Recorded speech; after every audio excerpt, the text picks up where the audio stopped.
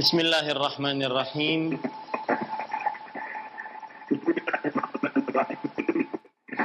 Innal hamdalillah nahmaduhu wa nasta'inuhu wa nastaghfiruh wa na'udzu billahi min shururi anfusina wa sayyiati a'malina. Man yahdihillahu fala mudilla lahu wa man yudlil fala hadiya lahu. Wa ashhadu an la ilaha illallah wahdahu la syarika lahu wa ashhadu anna Muhammadan 'abduhu wa rasuluh. Ya ayyuhalladzina amanu taqullaha haqqa tuqatih wa la tamutunna illa wa antum muslimun. Ya ayyuhan nasu taqu rabbakumul ladzi khalaqakum min nafsin wahidah wa khalaqa minha zawjaha wa batha minhuma rijalan katsiran wa nisaa'a wattaqullaha alladzi tasaaluna bihi wal arham innallaha kana 'alaikum raqiba. Ya ayyuhalladzina amanu taqullaha wa qulu qawlan sadida yuslih lakum a'malakum wa yaghfir lakum dhunubakum wa man yuti'illaha wa rasulahu faqad faza fawzan 'azima. Amma ba'd, fa inna asdaqal hadithi kitabullah wa ahsanul hadi hadi Muhammadin sallallahu alaihi wa ala alihi wa sallam wa syarral umuri muhdatsatuha wa kullu muhdatsatin bid'ah wa kullu bid'atin dhalalah wa kullu dhalalatin finnar. Alhamdulillah, kita bersyukur pada Allah Subhanahu wa taala pada hari ini, hari Rabu 13 Zulqa'dah 1442 Hijriah, kita dimudahkan oleh Allah Subhanahu wa taala untuk duduk bersama mengkaji kembali kitab Fathul Majid Syarhu Kitab Tauhid yang ditulis oleh Fadilatul Syekh Abdurrahman bin Hasan bin Muhammad bin Abdul Wahhab rahimahullahu ta'ala. Salawat dan salam semoga selalu Allah berikan kepada Nabi kita Muhammad sallallahu alaihi wa ala alihi wasallam, pada keluarga beliau, para sahabat, serta orang-orang yang mengikuti beliau sampai hari kiamat kelak. Dengan nama-nama Allah yang husna dan sifat-sifatnya yang ulia, kita berdoa, Allahumma inna nas'aluka ilman nafi'an wa rizqan tayyiban wa amalan mutaqabbala. Wahai Allah, sesungguhnya kami mohon kepada Engkau ilmu yang bermanfaat, rezeki yang baik, dan amal yang diterima. Allahumma amin. Ahibati hafizakumullah, para pemirsa Roja TV, pendengar Radio Roja, dan seluruh kaum muslimin yang mengikuti kajian ini dimanapun berada. Pada kesempatan kali ini ini adalah pertemuan yang ketiga dari pembacaan kitab Tauhid, Fathul Majid Syarhu Kitab Tauhid. Pada pertemuan yang ketiga ini kita memulai membaca syarah yang disebutkan oleh Syekh Al-Allamah Abdurrahman bin Hasan bin Muhammad bin Abdul Wahhab At-Tamimi rahimahullahu ta'ala. Beliau mengatakan Kitabut Tauhid. Kitabut Tauhid.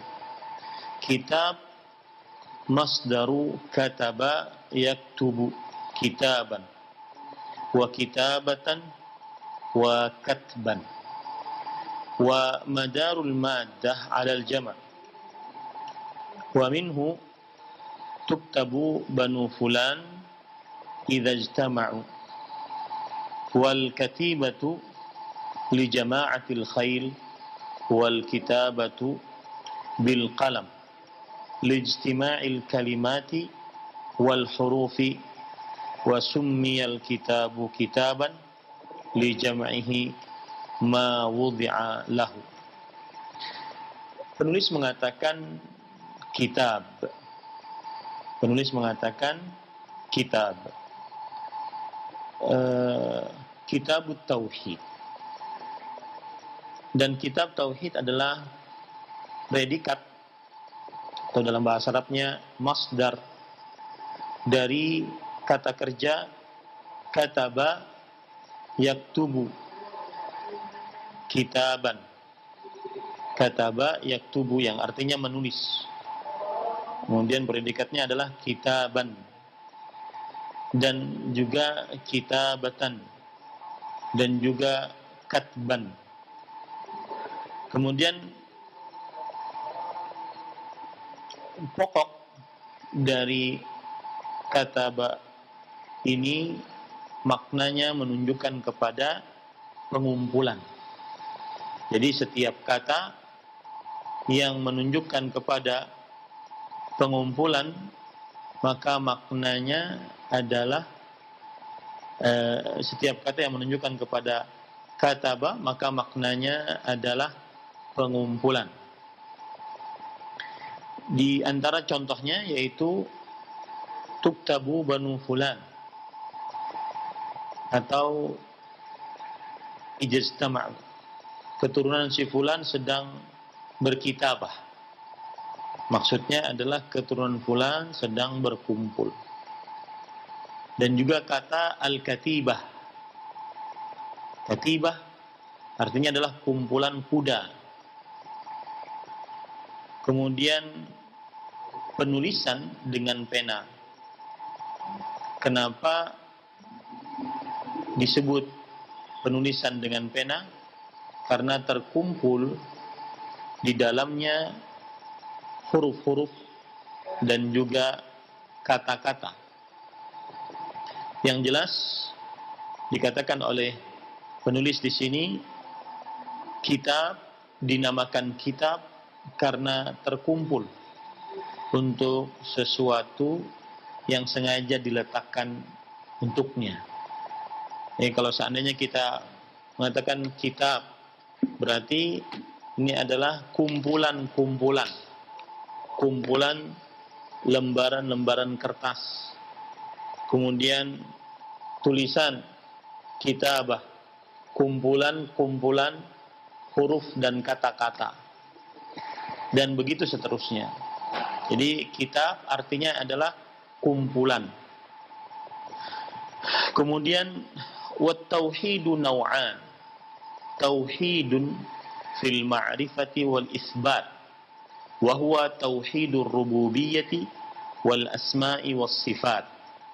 Wa tauhidun fil talabi wal qasd. Wa huwa tauhidul ilahiyyati wal ibadah. Tauhid ada dua macam, kata penulis rahimahullahu ta'ala. Dan tauhid yang pertama adalah tauhid di dalam pengetahuan dan penetapan. Yang kedua, dan dia adalah tauhid tentang kekuasaan Allah dan nama-nama dan sifat-sifat Allah Subhanahu wa ta'ala. Kemudian yang kedua, tauhid di dalam tuntutan dan maksud atau di dalam niat dan maksud. Dan dia adalah tauhid dalam ketuhanan, peribadatan. Maksud dari penulis di sini, beliau mengatakan tauhid ada dua macam. Tauhid ada dua macam. Yang pertama yaitu disebut dengan tauhidun fil ma'rifah wal isbat. Tauhid dalam pengenalan tentang Allah Subhanahu wa ta'ala dan penetapan kekuasaan bagi Allah Subhanahu wa ta'ala. Dan ini ada pada tauhid rububiyah dan juga nama-nama dan sifat-sifat Allah Subhanahu wa ta'ala. Jadi para ulama mengatakan ada namanya tauhidul ma'rifah, yaitu tauhid untuk mengenal Allah. Dengannya kita mengenal Allah Subhanahu wa taala, melalui nama-nama Allah, melalui sifat-sifat Allah, kemudian melalui nama-nama Allah dan sifat-sifat Allah Subhanahu wa taala, kemudian juga melalui kekuasaan Allah Subhanahu wa taala, penciptaan, pengaturan, kekuasaan, bahwa hanya Allah Subhanahu wa taala yang memiliki nama dan sifat-sifat tersebut.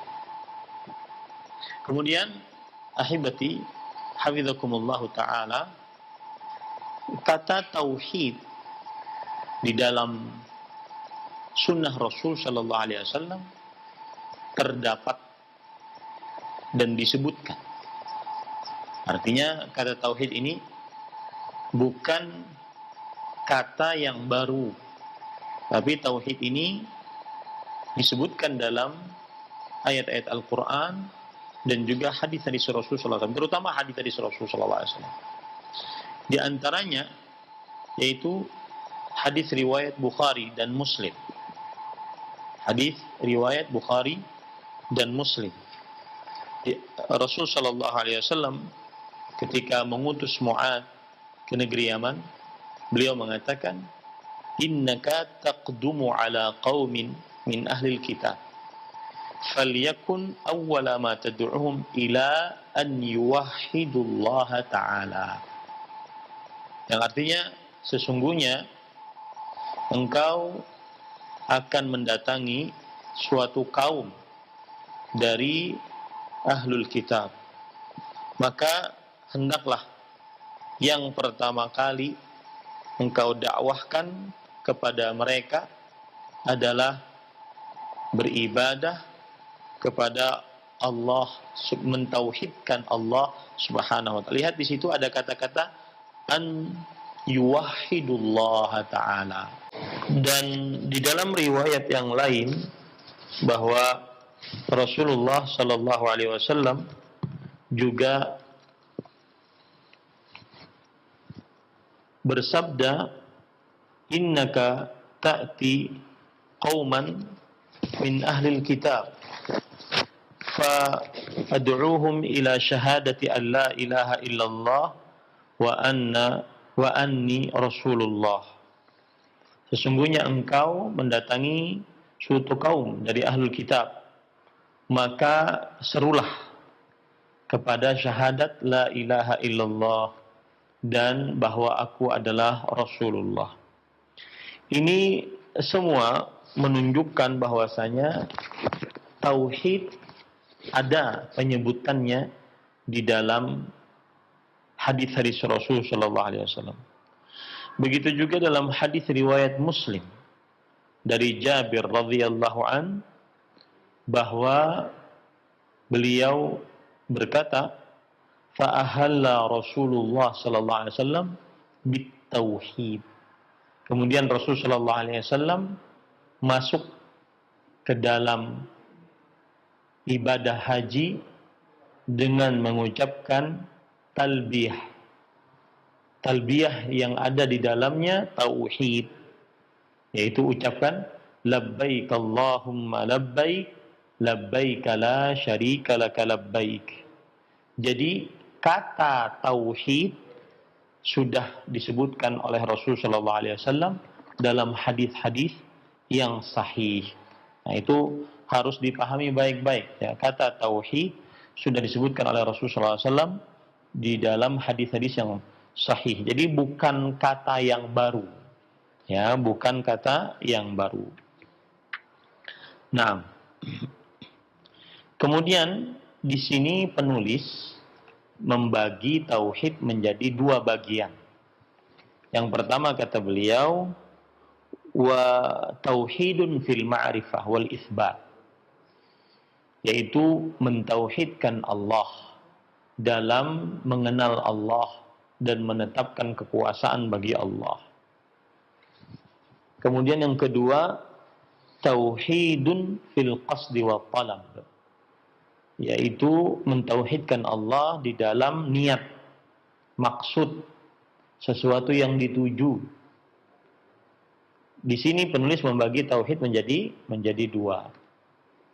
Yang pertama, mengenal Allah Subhanahu wa taala.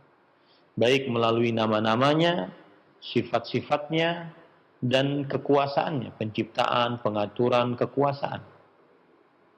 Kemudian yang kedua, tauhid peribadatan, yaitu segala niat di dalam ibadah kepada Allah Subhanahu wa taala ditujukan, dimaksudkan hanya untuk Allah Subhanahu wa taala.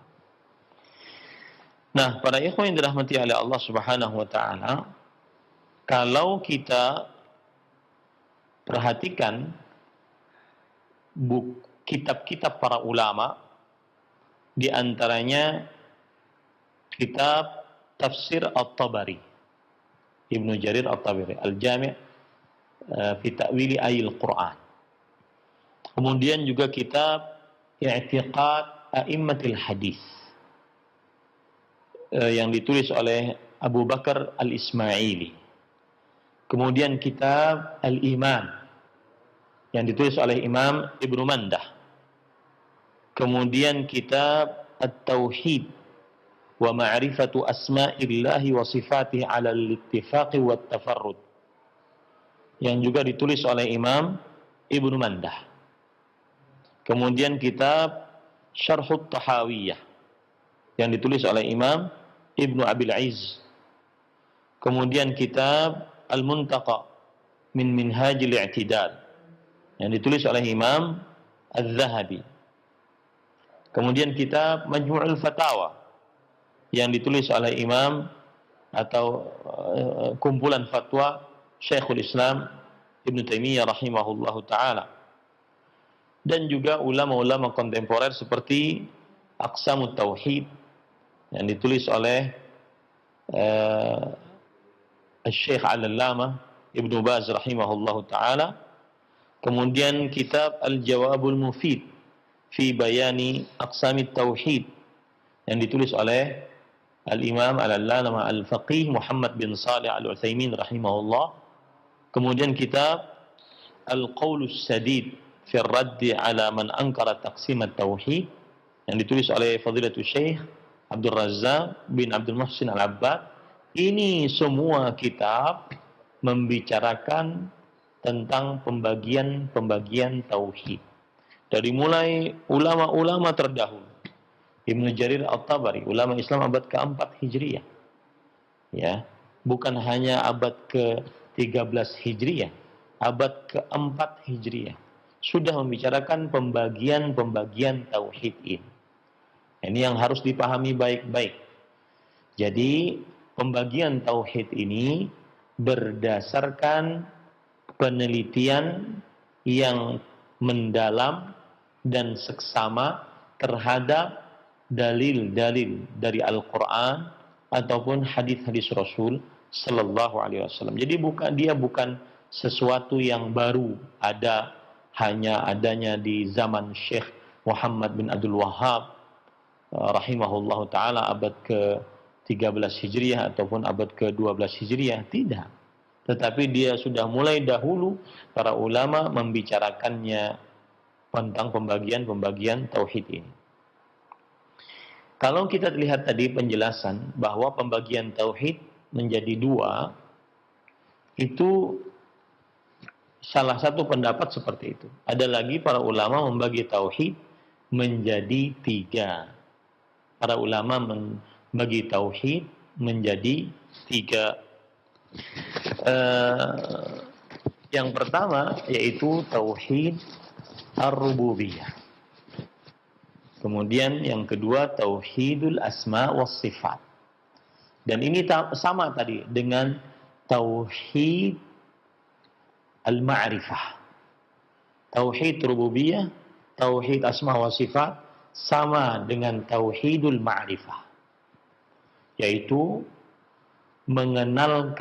mengenali Allah Subhanahu wa taala. Pengenalan tentang Allah Subhanahu wa taala. Bahwa Allah memiliki rububiyah, yaitu penciptaan, kekuasaan, pengaturan Allah memilikinya satu-satunya, tiada sekutu bagi Allah. Kemudian Allah memiliki nama-nama dan sifat-sifat, nama-nama yang husna dan sifat-sifat yang ulia, yang tidak boleh dimisalkan dengan makhluknya, tidak boleh dirubah makna dan lafadznya, tidak boleh ditiadakan nama dan sifatnya, dan tidak boleh ditanyakan bagaimana sifat-sifat Allah Subhanahu wa taala. Maka ini disebut dengan tauhidul rububiyah, tauhidul asma wa sifat. Dan ini sama dengan tauhidul ma'rifah. Atau sama juga dengan istilah tauhidu bi'af'alillah. At-tauhidu bi'af'alillah. Mentauhidkan Allah dalam perbuatan-perbuatan Allah. Perbuatan Allah mencipta, mengatur, berkuasa, mengetahui akan hal gaib. Perbuatan-perbuatan Allah. Kemudian yang ketiga, berdasarkan pembagiannya tiga, yang ketiga adalah tauhidul uluhiyah. Tauhidul uluhiyah. Atau yang disebut di dalam kitab Fathul Majid dengan tauhidul qasdi wa talab.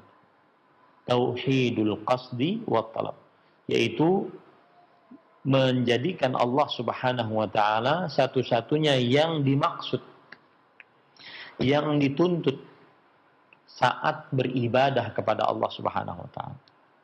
Saat melaksanakan ibadah, niatannya hanya Allah Subhanahu wa taala. Ini disebut dengan apa? Tauhidul uluhiyah. Atau juga disebut dengan tauhidul qasdi wa talab. Atau disebut juga dengan tauhidul ibadah. Atau disebut juga dengan at-tauhidu bi af'alil ibad. Mentauhidkan Allah dalam perbuatan-perbuatan hamba. Mentauhidkan Allah Subhanahu wa taala dalam perbuatan-perbuatan hamba. Ini para ikhwan yang dirahmati oleh Allah Subhanahu wa taala. Sekarang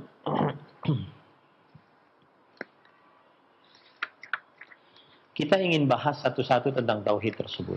Kalau sudah tahu pembagiannya ya, pembagiannya tadi kan saya katakan di dalam kitab Fathul Majid ada dua.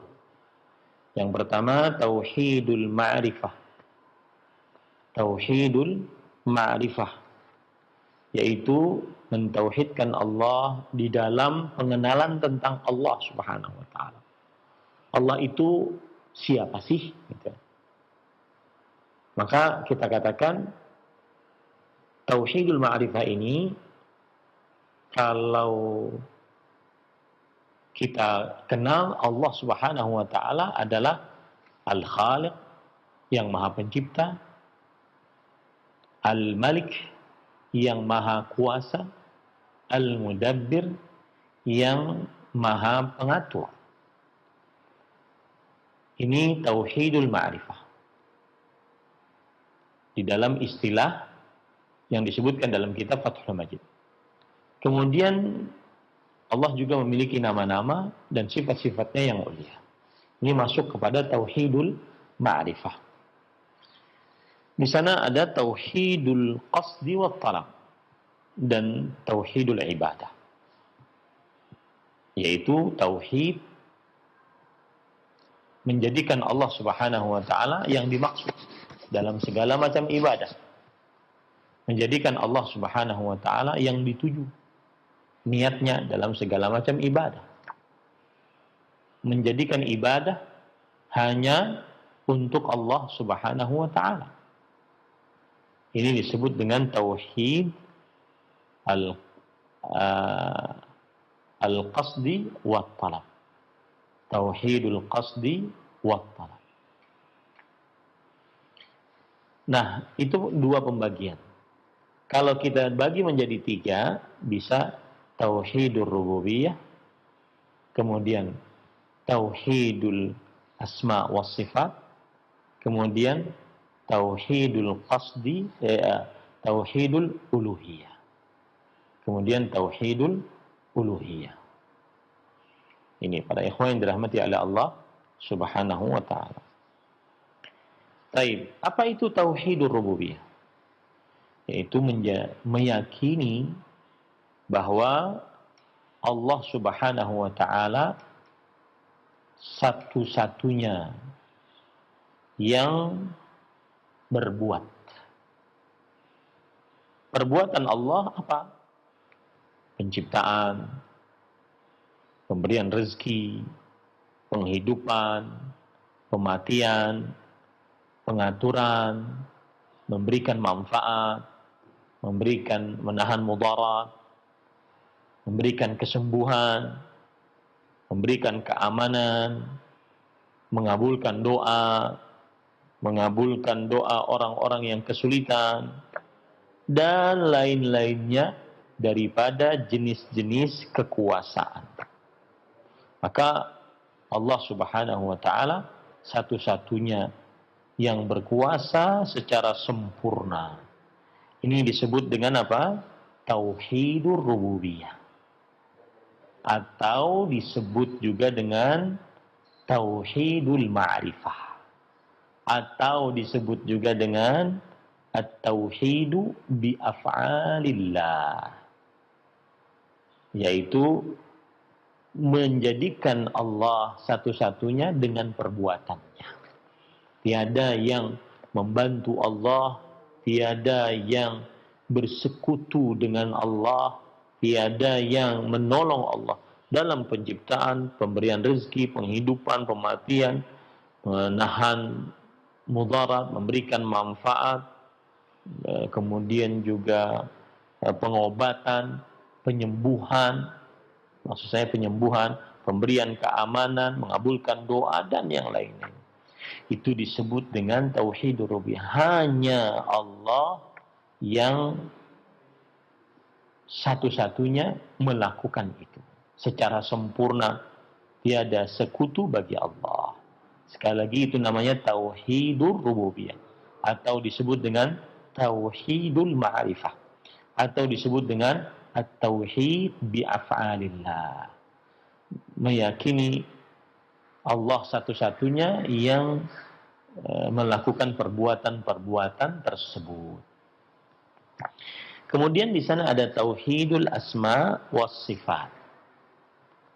Ya, yaitu meyakini bahwa Allah Subhanahu wa taala satu-satunya di dalam nama dan sifat-sifatnya. Tidak ada yang semisal dengan Allah dalam nama dan sifat-sifatnya. Ini para ikhwan yang dirahmati oleh Allah. Dan yang ketiga adalah tauhidul uluhiyah, yaitu diambil dari kata alaha ya'lahu, ilahatan wa uluhiyatan. Ilahan wa uluhiyatan.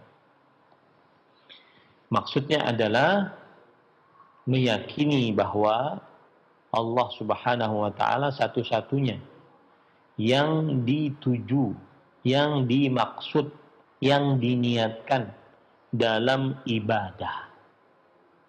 Jadi apabila seorang hamba beribadah dengan rasa cinta dan rasa pengagungan, maka ini tidak diperbolehkan diberikan kecuali hanya kepada Allah. Tidak boleh diberikan kecuali hanya kepada Allah Subhanahu wa taala. Ini disebut dengan tauhidul uluhiyah, atau juga tauhidu al-qasdi wa talab, atau disebut juga dengan tauhidul ibadah, atau disebut juga dengan bi af'alil ibad. Tauhidul uluhiyah artinya segala macam peribadatan dijadikan satu niatnya hanya untuk Allah. Kemudian segala macam peribadatan dimaksudkan niatnya hanya kepada Allah. Dituntut pahala hanya dari Allah. Ya, tauhidul uluhiyah, atau disebut dengan tauhidul qasdi wa talab, atau disebut dengan tauhidul ibadah. segala macam jenis ibadah, ucapan, perbuatan yang lahir ataupun yang batin, ditujukan ibadah tersebut hanya untuk Allah. Disebut dengan tauhidul ibadah, atau disebut dengan at-tauhid bi af'alil ibad, yaitu menjadikan Allah satu-satunya yang diniatkan dalam perbuatan-perbuatan hamba. Perbuatan hamba apa? Yaitu beribadah kepada Allah. Dari mulai sholat, puasa, zakat, haji, ya, membaca Al-Quran, berzikir, berdoa yang khusus seperti istighatsah, doa dalam keadaan minta tolong dalam keadaan sempit, istisqa, minta hujan, kemudian juga istikharah, minta kebaikan, isti'anah, minta tolong. Itu semua perbuatan-perbuatan hamba dan wajib hanya ditujukan kepada Allah Subhanahu wa taala semata. Nah, ini disebut dengan tauhidul uluhiyah, atau istilah lain tauhidul qasdi wa talab, atau istilah lain tauhidul ibadah, atau istilah lain at-tauhid bi af'alil ibad. Nah, mudah-mudahan bisa dipahami ya. Baik. Para ikhwah yang dirahmati oleh Allah Subhanahu wa taala,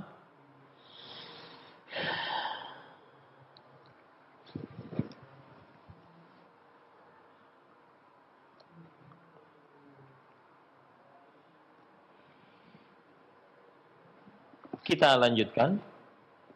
Penulis kitab Fathul Majid Al-Syekh Al-Alam Abdurrahman bin Hasan Al-Syekh hafizahullah ta'ala rahimahullah ta'ala berkata, qala al-allamatu ibnu al-qayyim rahimahullah ta'ala, wa amma at-tauhid alladhi da'at ilayhi ar-rusulu wa nazalat bihi al-kutubu fahuwa naw'an, tauhidun fil ma'rifati wal itsbat wa tauhidun fil talabi wal qasd.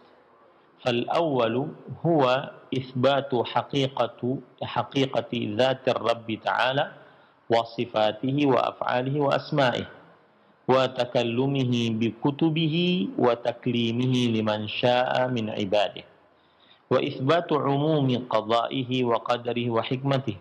وقد أفصح القرآن عن هذا النوع جد الإفصاح، كما في أول سورة الحديد وسورة طه وآخر الحشر وأول تنزيل السجدة وأول عمران وسورة الإخلاص بكمالها وغير ذلك.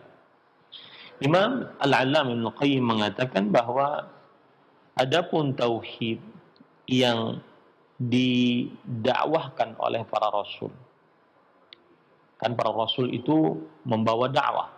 Tauhid yang dibawa oleh para rasul dan didakwahkan oleh para rasul, dan tauhid yang disebutkan di dalam kitab-kitab suci, dari mulai Taurat, Zabur, Injil, Al-Quran, dan juga lembaran-lembaran Nabi Ibrahim, maka dia ada dua macam.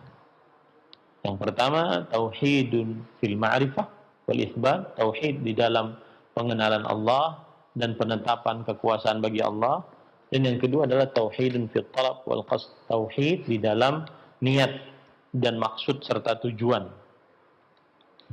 Maka ini ada dua macam. Kemudian Imam Al-Qayyim menjelaskan, yang pertama adalah menetapkan hakikat zat Allah Subhanahu wa taala, sifatnya, perbuatannya, nama-namanya. Kemudian berbicaranya Allah melalui kitab-kitabnya, berbicaranya Allah kepada siapa saja yang dikehendakinya dari hamba-hambanya, dan penetapan keumuman takdirnya dan kuasa Allah dan hikmah Allah. Ya. Kemudian Imam Al-Qayyim mengatakan bahwa Al-Quran dengan gamblang menjelaskan hal ini, segamblang-gamblangnya. Seperti dalam surat Al-Hadid, awal surat Al-Hadid, kemudian dalam surat Taha, kemudian akhir dari surat Al-Hasyr, kemudian juga awal dari surat Sajdah, dan awal dari surat Ali Imran dan surat Al-Ikhlas dengan secara sempurna dan selainnya. Artinya Al-Quran sudah sangat gamblang menjelaskan tentang tauhidul ma'rifah wal isbat, pengenalan tentang Allah dan penetapan tentang kekuasaan Allah Subhanahu wa taala. Ya, itu banyak disebutkan dalam Al-Quran. Adapun yang kedua, ya, yang kedua yaitu tauhidu al-uluhiyah atau disebut dengan tauhidun fit talabi wal qasd. Menjadikan Allah Subhanahu wa taala satu-satunya yang dimaksud, yang diniatkan saat beribadah kepada Allah Subhanahu wa taala.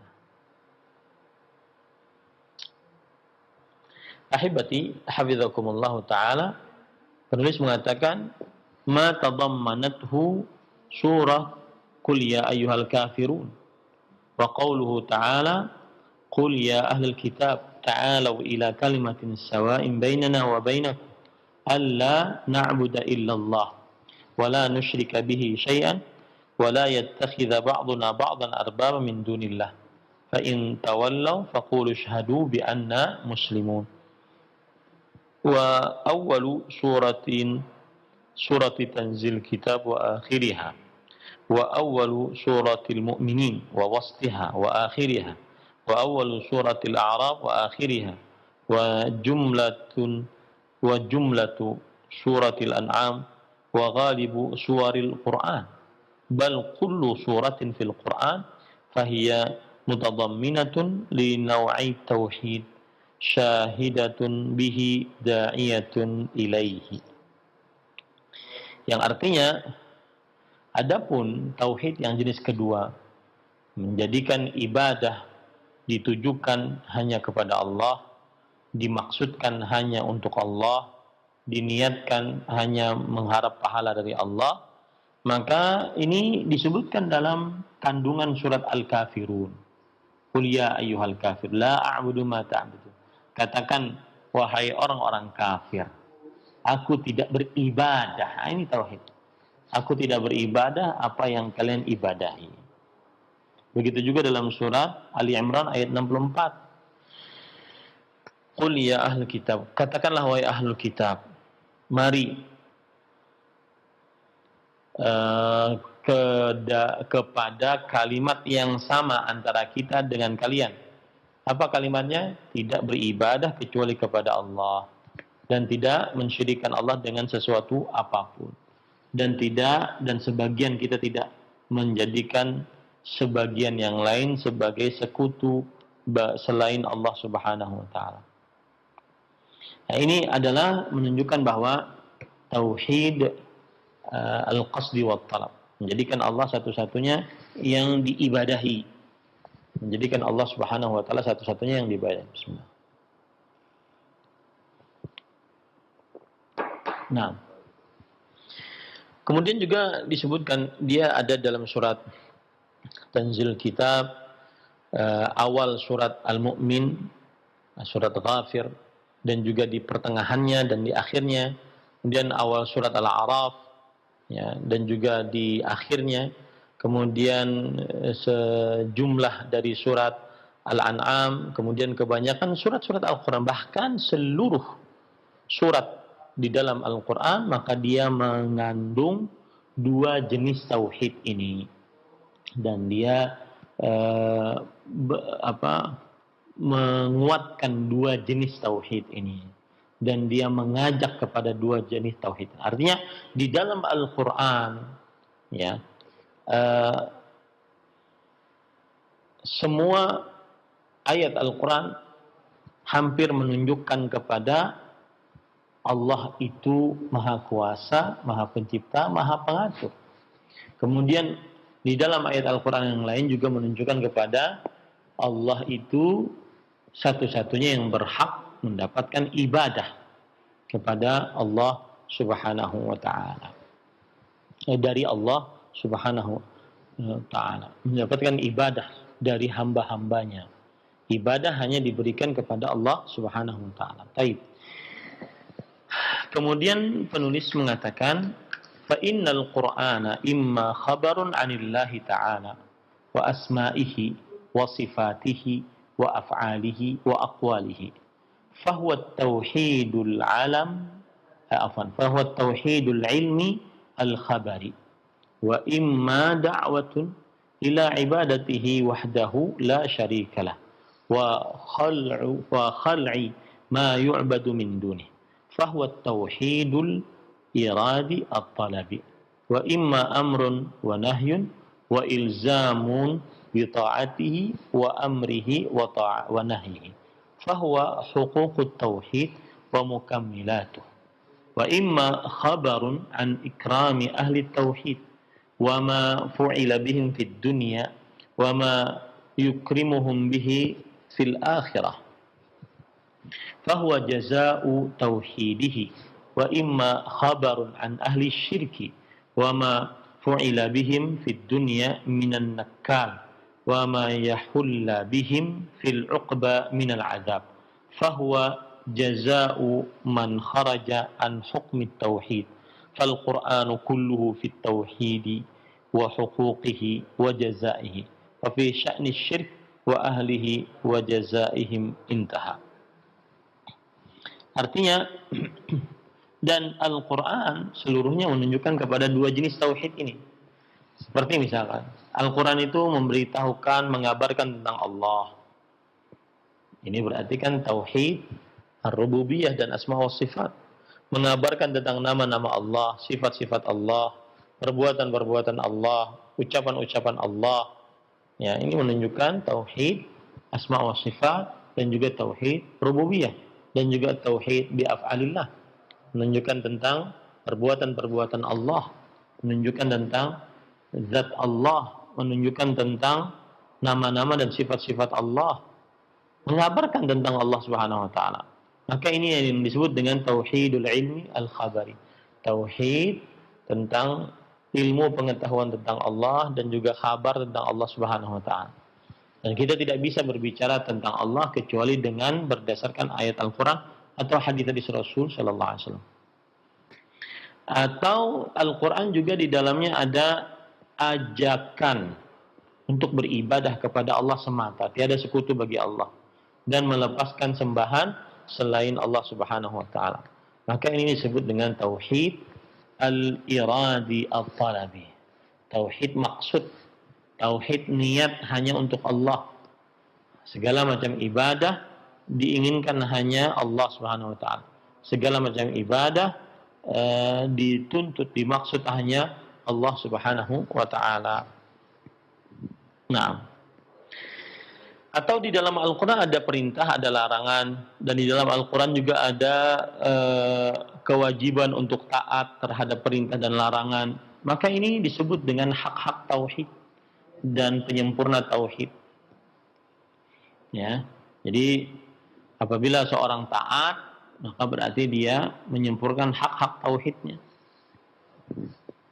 Atau dalam Al-Qur'an juga tentang kabar pemuliaan ahli tauhid dan apa yang diperbuat terhadap mereka di dunia, ya, dan bagaimana mereka dimuliakan di akhirat.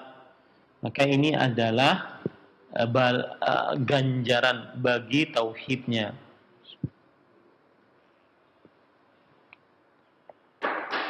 Dan di dalam Al-Quran juga disebutkan tentang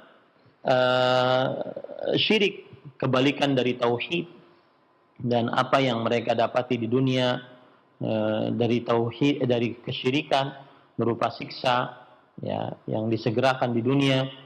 Maka ini adalah balasan bagi orang yang keluar dari tauhid. Maka Quran seluruhnya adalah tauhid, menjelaskan tentang hak zat Allah Subhanahu wa taala, hak-hak Allah, dan juga balasan dan ganjaran tentang tauhid. Nah,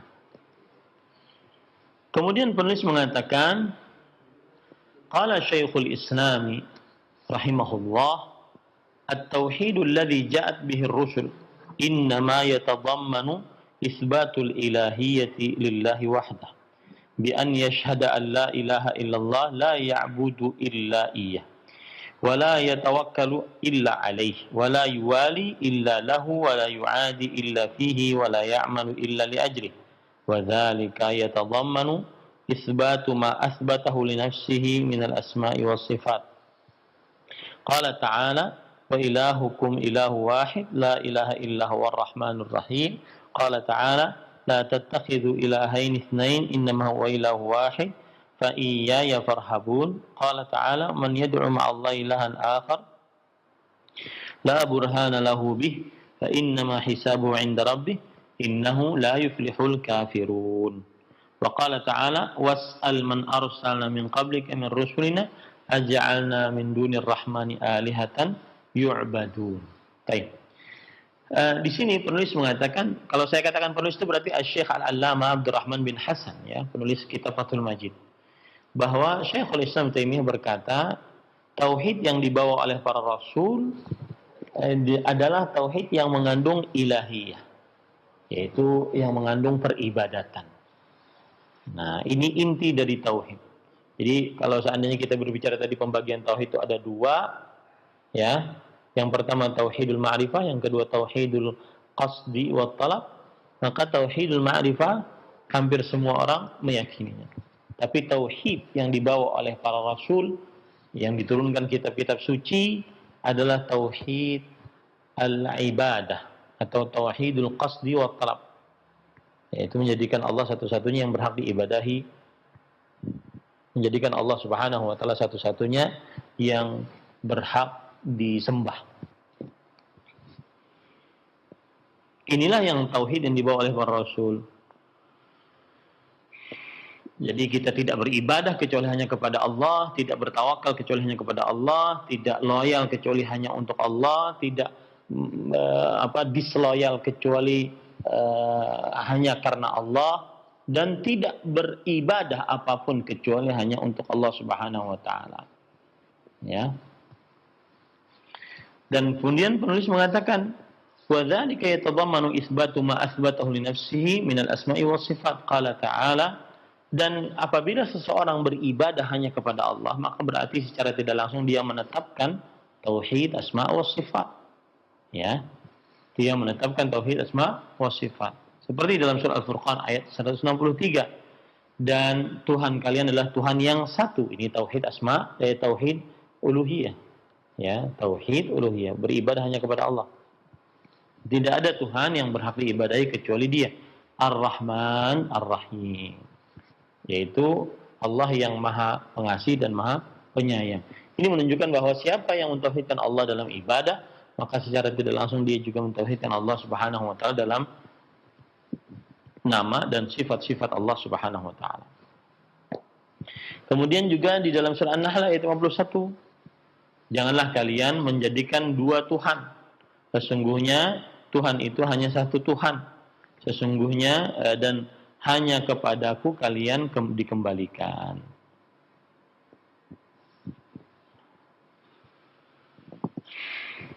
Nah, jadi intinya tauhid yang merupakan inti dakwah para rasul adalah tauhid uluhiyah. Tauhid yang merupakan inti dakwah para rasul adalah tauhid uluhiyah. Sampai Nabi Muhammad SAW, beliau memfokuskan tauhidnya berdakwah tauhid uluhiyah, yaitu menjadikan ibadah hanya untuk Allah Subhanahu wa taala. Nah, kemudian penulis mengatakan wa akhbara an kulli nabiyyin minal anbiya annahum da'u an-nasa ila ibadatillahi wahdah la syarikalah. Qala qad kanat lakum uswatun hasanah fi Ibrahim walladzina ma'ahu idh qala liqaumihim inna bura'a'u minkum wa mimma ta'buduna min dunillah kafarna bikum wa bada bainana wa bainakum al-adawata wal baghdha abadan hatta tu'minu billahi wahdah. Surat Al-Mumtahinah ayat 4 atau Al-Mumtahanah. Wa qala 'anil musyrikin innahum kanu idza qila lahum la ilaha illallah yastakbirun wa yaqulun a inna latariku alihatina li sya'irin majnun. Kemudian Allah Subhanahu wa taala juga telah menyebutkan dalam Al-Qur'an tentang setiap nabi yang pernah diutus bahwasanya mereka mengajak kepada seluruh makhluknya untuk beribadah hanya kepada Allah. Di setiap nabi, ya, sebagaimana firman Allah dalam surah Al-Mumtahanah ayat 44. Telah nampak bagi kalian di dalam Nabi Ibrahim suri tauladan dan juga orang-orang yang bersama beliau. Ketika mereka mengatakan kepada kaum mereka, sesungguhnya kami berlepas diri dari kalian dan dari apa yang kalian sembah. Maka kami kufur terhadap kalian dan nampak antara kami dengan kalian permusuhan dan juga kemurkaan selamanya sampai kalian beriman kepada Allah Subhanahu wa taala. Nah, ini ayat menunjukkan bahwa Nabi Ibrahim alaihissalam disloyal kepada orang yang kafir musyrik meskipun itu kerabat beliau. Kemudian dalam surah As-Saffat ayat 35 sampai 36 disebutkan innahum kanu yusari'una fil khairat wa yad'unana raghaban wa rahaba wa innahum kanu idza qila la ilaha illallah yastakbirun. Mereka jika ucapkanlah la ilaha illallah, maka mereka akan mengucapkan sesungguhnya apakah kami akan meninggalkan sembahan-sembahan kami untuk beribadah kepada seorang ahli syair yang gila, yaitu Nabi Muhammad sallallahu alaihi wasallam. Yang jelas dalam paragraf ini penulis mengatakan bahwa tauhid yang merupakan inti dakwah para rasul, tauhid yang merupakan isi seluruhnya Al-Quran dan juga kitab-kitab suci adalah tauhid al-ibadah, mentauhidkan Allah dalam ibadah kepada Allah, atau tauhidul uluhiyah, mentauhidkan Allah dalam uluhiyah, yaitu pengesaan Allah Subhanahu wa taala, dan juga mentauhidkan Allah Subhanahu wa taala di dalam perbuatan-perbuatan hamba. Itu inti dakwah para rasul alaihi salatu wassalam. Nah, penulis kemudian mengatakan walaysal muradu bitauhidi mujarradu tauhidur rububiyyah, wa huwa i'tiqadu anna Allah wahdahu khalaqal alam kama yadhunnu dhalika man yadhunnuhu min ahli al-kalam wat tasawuf wa yadhunnu haula'i annahum idza athbatu bid-dalil faqad athbatu ghayat tauhid wa annahum idza shahidu hadha wa fanu fihi faqad fanu fi ghayat at-tauhid fa inna ar-rajula law aqarra bima yastahiqquhu ar-rabb ta'ala min as-sifat wa nazzalahu an kulli ma yunazzahu anhu wa aqarra bi annahu wahdahu khaliqu kulli shay lam yakun muwahhidan hatta yashhada an la ilaha illallah wahdahu fa yuqirra bi anna Allah wahdahu huwa al-ilahu al-mustahiqqu lil-ibadah wa yaltazimu bi ibadati Allah wahdahu lahu la syarika lahu wal ilahu huwa al-ma'luh al-ma'bud alladhi yastahiqqu al-ibadah wa laysa huwa al-ilah bima'na al-qadir 'ala al-ikhtira'.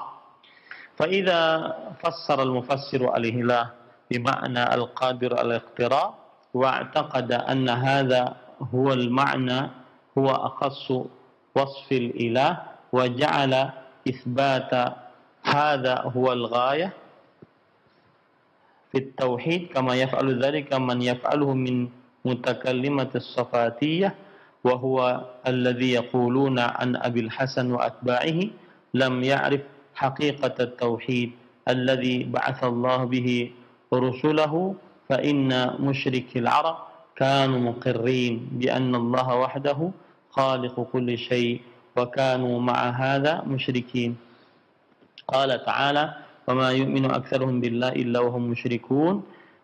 قال طائفة من السلف تسألهم من خلق السماوات والأرض فيقولون الله وهم مع هذا يعبدون غيره. قال تعالى قل لمن الأرض ومن فيهن إن كنتم تعلمون سيقولون لله قل أفلا تذكرون قل من رب السماوات السبع ورب العرش العظيم سيقولون لله قل أفلا تتقون قل من بيده ملكوت كل شيء wa huwa yujaru wa la yujaru alaihi in kuntum ta'lamun. Sayaquluna lillah qul fa anna tusharun. Nah, mohon maaf ya, ini agak panjang. Jadi saya baca paragraf-paragraf ini, paragrafnya agak panjang.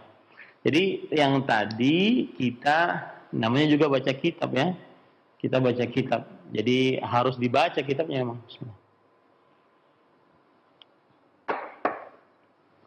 Dan ya, kitab Fathul Majid ini adalah kitab syarah kitab tauhid bagi penuntut ilmu yang di atas pemula, bukan pertengahan, yang di atas pemula. Ya. Jadi mohon bersabar, ya, mohon bersabar. Tadi sudah kita sebutkan bahwa tauhid yang dibawa dakwahnya oleh para rasul yang disebutkan di dalam kitab-kitab suci adalah tauhidul uluhiyah. Tauhid yang meyakini bahwa Allah Subhanahu wa taala satu-satunya yang berhak untuk diibadahi. Kemudian penulis mengatakan bukan maksud dari tauhid adalah tauhid rububiyah. Ya. Bukan maksud dari tauhid adalah tauhid rububiyah, yaitu tauhid meyakini bahwa Allah Subhanahu wa taala satu-satunya yang Maha Pencipta, Maha Pengatur, Maha Berkuasa. Ya, bukan itu yang diinginkan. Sebagaimana yang dikira oleh ahli kalam dan juga ahli tasawuf. Ahli kalam adalah orang-orang yang mengedepankan akal saat beragama mereka. Ya, saat beragama mereka. Dan mengedepankan cara beragama mereka dengan cara mendebat apa yang disebutkan dalam Al-Quran. Ini disebut dengan ahli kalam. Jadi metodologi beragama mereka itu, mereka tidak langsung menerima setelah mendengar, tapi mereka bandingkan dulu dengan akal mereka. Kalau seandainya akal diterima oleh akal, diterima. Kalau tidak diterima. Kalau tidak, ditolak. Meskipun itu ayat Al-Quran, meskipun hadis Rasulullah SAW. Dan biasanya mereka cara menolaknya dengan mentakwilnya atau menafsirkan dengan pada sesuatu yang tidak pada tempatnya. Adapun tasawuf, maka kalimat as-sufiyah ataupun at-tasawuf belum ada di dalam Al-Quran ataupun di dalam hadis-hadis Rasul sallallahu alaihi wasallam. Sepengetahuan pendek saya belum ada kata at-tasawuf dan kata as-sufiyah. Dan yang dimaksud di sini adalah orang-orang yang lebih mengedepankan perasaannya saat beribadah kepada Allah Subhanahu wa taala. Mereka mengira bahwasanya apabila sudah menetapkan Allah Subhanahu wa taala Maha Pencipta, Maha Pengatur, Maha Bertauhid, maka itulah berarti dia dinamakan sebagai ahli tauhid. Ya. Berarti dia dinamakan sebagai ahli tauhid. Dan mereka menganggap, yaitu ahli kalam dan ahli tasawuf ini menganggap kalau seandainya mereka sudah menyaksikan kekuasaan Allah, kemudian hancur dirinya dalam kekuasaan tersebut, maka berarti dia sudah tinggi tauhidnya. Menurut mereka seperti itu.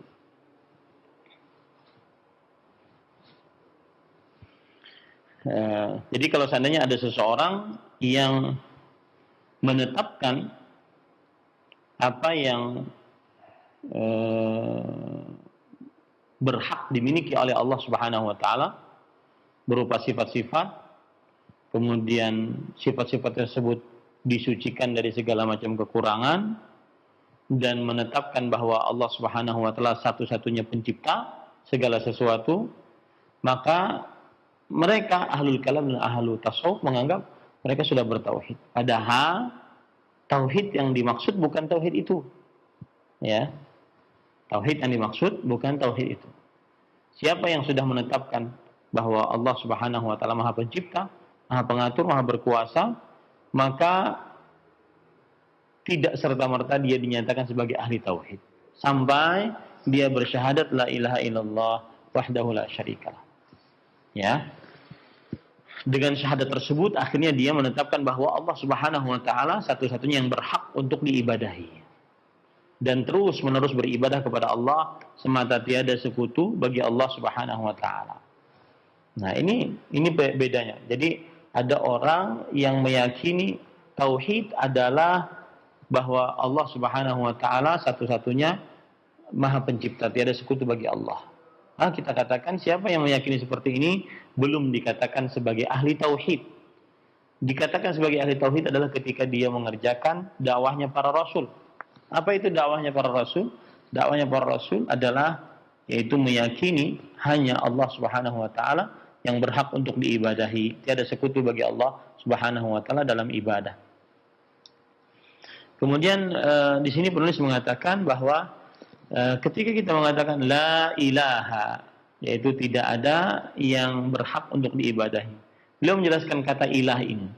Ilah artinya adalah al-ma'luh al-ma'bud. Ilah artinya adalah yang disembah dan yang diibadahi. Yang berhak mendapatkan ibadah. Ya. Bukan berarti ilah di sini adalah yang maha kuasa atas penciptaan, bukan hanya sampai di situ, ya. Dan apabila ditafsiri bahwa la ilaha di sini maksudnya adalah yang maha kuasa atas penciptaan dan bahwasanya itu adalah makna yang khusus dari tauhid, maka ini adalah belum mengetahui hakikat tauhid. Belum mengetahui hakikat tauhid yang dibawa oleh para rasul. Jadi siapa yang meyakini bahwa tauhid itu adalah meyakini Allah Subhanahu wa taala satu-satunya yang mencipta, tiada sekutu bagi Allah. Ini belum bertauhid. Belum bertauhid yang dibawa oleh para rasul alaihi wassalatu wassalam. Kenapa demikian? Karena orang-orang musyrik Arab, mereka meyakini bahwa Allah Subhanahu wa taala Maha Pencipta segala sesuatu. Akan tetapi mereka disebut sebagai orang musyrik. Sebagaimana disebutkan dalam surat Yusuf ayat 106. Dan tidaklah beriman kebanyakan mereka kepada Allah melainkan dalam keadaan mereka mensyirikkan Allah. Ya. Sebagian ulama salaf mengatakan, jika kamu bertanya kepada mereka, siapa yang menciptakan langit dan bumi, maka mereka akan menjawab Allah. Akan tetapi, mereka meyakini bahwa jika beribadah boleh kepada selain Allah. Nah, ini harus dipahami baik-baik. Ya, harus dipahami baik-baik bahwa tauhid yang diajak oleh para rasul, yang disebutkan di dalam kitab-kitab suci, yang membedakan mana yang bahagia masuk surga, mana yang sengsara masuk neraka, yang membedakan mana yang tidak diperangi oleh Rasulullah SAW dengan yang diperangi oleh Rasulullah SAW adalah tauhid uluhiyah, tauhid ibadah, bukan tauhid rububiyah, bukan tauhidul ma'rifah. Karena orang-orang musyrik Arab, mereka meyakini bahwa tidak ada yang mencipta berkuasa kecuali Allah Subhanahu wa taala, tetapi mereka mensyirikkan Allah dalam ibadah. Ya, kemudian penulis membawakan surah Al-Mu'minun ayat 84-89. Katakanlah wahai Muhammad, siapakah yang memiliki langit, memiliki bumi, dan siapa saja yang ada di dalamnya jika kalian mengetahuinya. Maka orang-orang musyrik tersebut akan menjawab, Allah. Katakanlah wahai Muhammad, afala tatadzakkarun, lalu kenapa kalian tidak mengingatnya untuk beribadah hanya kepada Allah? Ya, mereka meyakini Allah itu yang memiliki langit dan bumi dan apa yang ada di antara keduanya.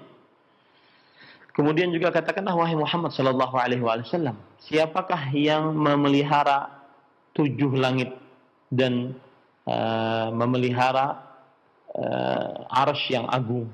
Mereka akan menjawab Allah. Orang-orang musyrik kafir Quraisy akan menjawab Allah. Lalu kenapa kalian tidak bertakwa, beribadah hanya kepada Allah semata?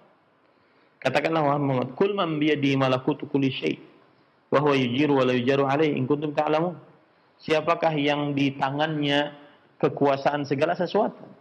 Dan dia yang memberikan aman dan tidak diberikan aman padanya jika kalian mengetahuinya. Mereka akan menjawab, sayaquluna Allah. Mereka akan menjawab bahwa Allah yang memberi aman tersebut. Lalu, fa'anna tusharun. Lalu kenapa kalian berpaling?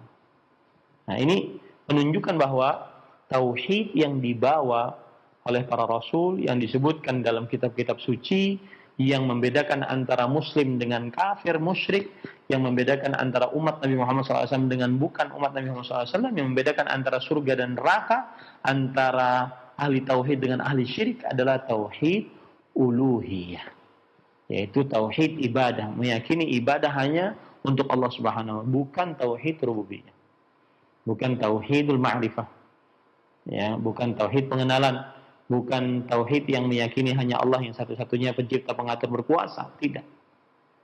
Ini harus dipahami baik-baik, ya. Jadi di situ ada bedanya. Nah, penulis kemudian mengatakan falaisa kullu man aqarra bi anna Allah Ta'ala rabbu kulli syai' wa khaliquhu yakunu 'abidan lahu duna ma siwa, da'iyan lahu duna ma siwa, rajiyan lahu khaifan min duni ma minhu duna ma siwa, yuwali fihi wa yu'adi fihi wa yuti'u rusulahu wa ya'muru bima amara bih wa yanha amma naha anhu. وعامة المشركين أقروا بأن الله خالق كل شيء وأثبتوا الشفعاء الذين يشركونهم وجعلوا له أندادا. قال تعالى أم اتخذوا من دون الله آلهة لله شفعاء قل أولو كانوا لا يملكون شيئا ولا يعقلون قل لله الشفاعة جميعا.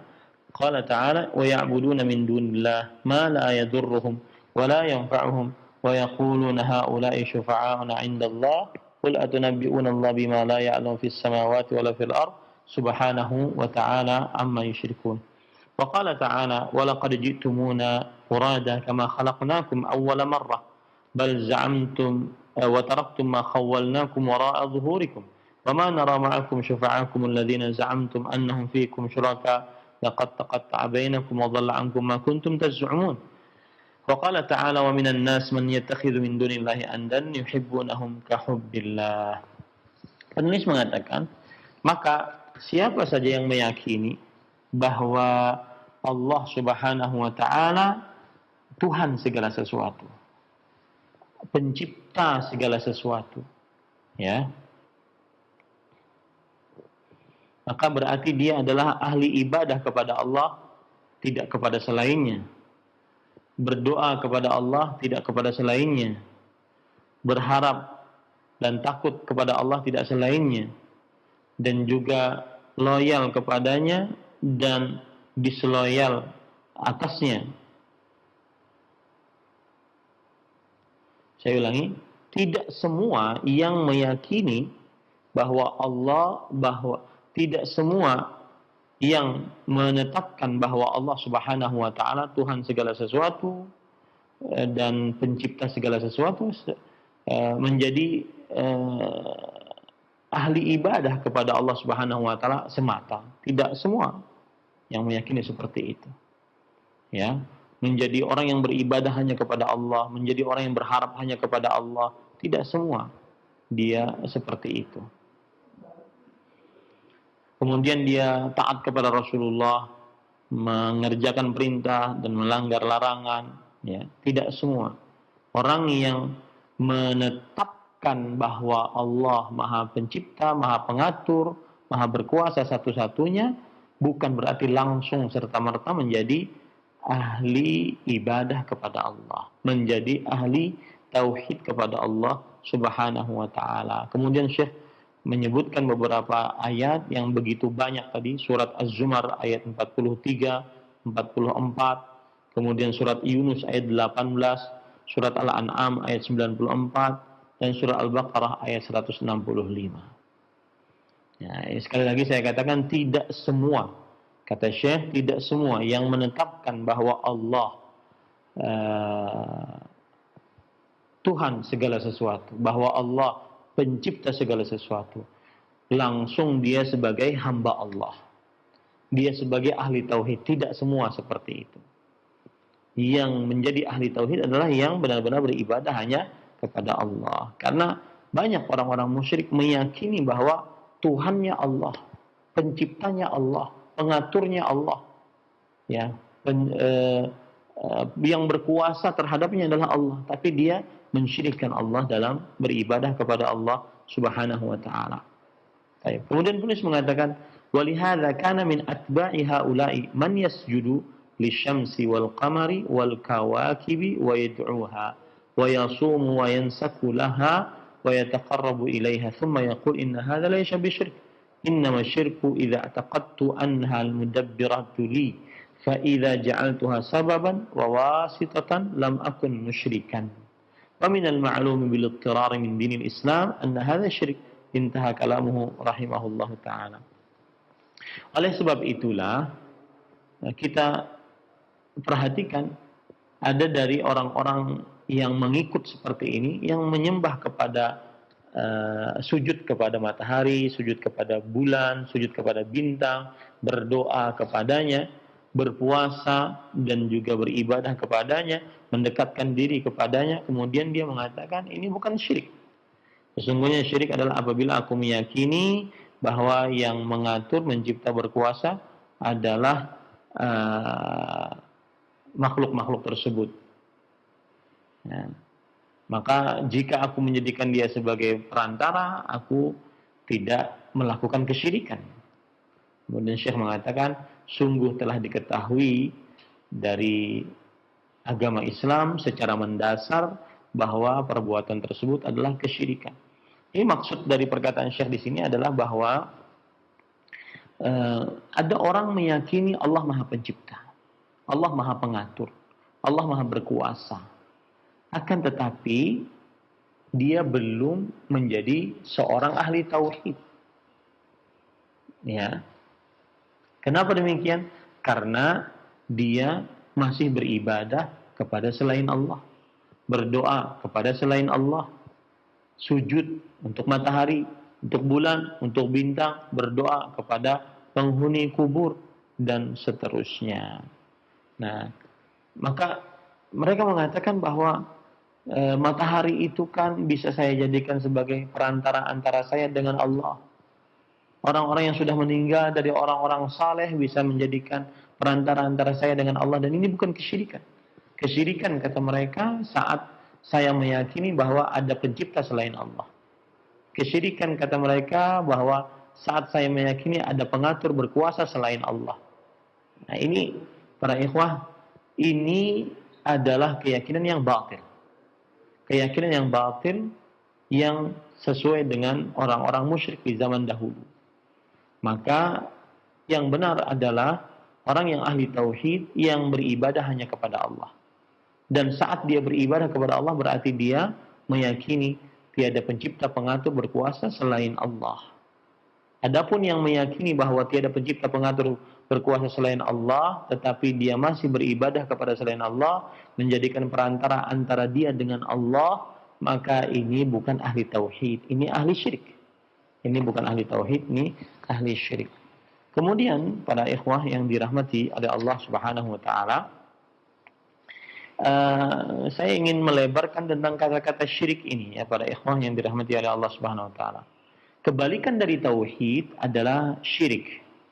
Dan syirik artinya ittikhadus syarik, menjadikan atau mengambil sekutu, mengambil teman yang asalnya satu menjadi diambil sekutu menjadi dua, ya, menjadi tiga dan seterusnya. Kemudian kalau kita perhatikan syirik dalam perkataan para ulama berdasarkan dalil-dalil Al-Quran dan hadis Rasulullah SAW, maka dibagi menjadi tiga. Pembagiannya dibagi menjadi tiga. Ada yang membagi syirik zahir dengan syirik khafi. Pembagian pertama. Syirik zahir dengan syirik khafi. Ada yang membagi menjadi syirik akbar dengan syirik asghar. Ada yang membagi menjadi syirik akbar, asghar, dan khafi. Ya. Baik, kita bahas sekarang. Ada yang membagi syirik menjadi pembagian jenis pertama, yaitu syirik zahir dan syirik khafi. Zahir artinya jelas, khafi artinya tersembunyi. Ya, syirik zahir dan syirik khafi. Pembagian yang pertama ini, syirik zahir dan syirik khafi. Seperti misalkan syirik zahir yang jelas, ya, yang jelas seperti menyembelih untuk selain Allah, bernazar untuk selain Allah, ini jelas. Ya, ini adalah jelas. Kemudian juga beristighatsah kepada selain Allah di dalam perkara yang tidak disanggupi kecuali oleh Allah. Ini syirik yang jelas. Ini contoh syirik yang jelas. Di sana ada syirik yang tersembunyi. Syirik yang tersembunyi. Seperti misalkan syiriknya orang-orang munafik. Mereka mengucapkan dengan lisannya Islam, tetapi hatinya penuh dengan kekufuran, tersembunyi. Kemudian juga syirik yang tersembunyi seperti riya. Ini syirik yang tersembunyi. Baik, di sana ada syirik akbar dan syirik asghar. Ya, syirik akbar dan syirik asghar. Ini pembagian yang kedua. Syirik akbar dan syirik asghar. Syirik akbar, para ikhwan yang dirahmati oleh Allah Subhanahu wa taala, seperti misalkan syirik yang mengeluarkan seseorang dari agama Islam. Contoh, beribadah kepada berhala, beribadah kepada orang yang sudah mati, beribadah kepada orang yang tidak ada, ya. Ini syirik akbar. Kemudian di sana ada syirik asghar, ya. Seperti misalkan segala macam yang menghantarkan kepada kesyirikan.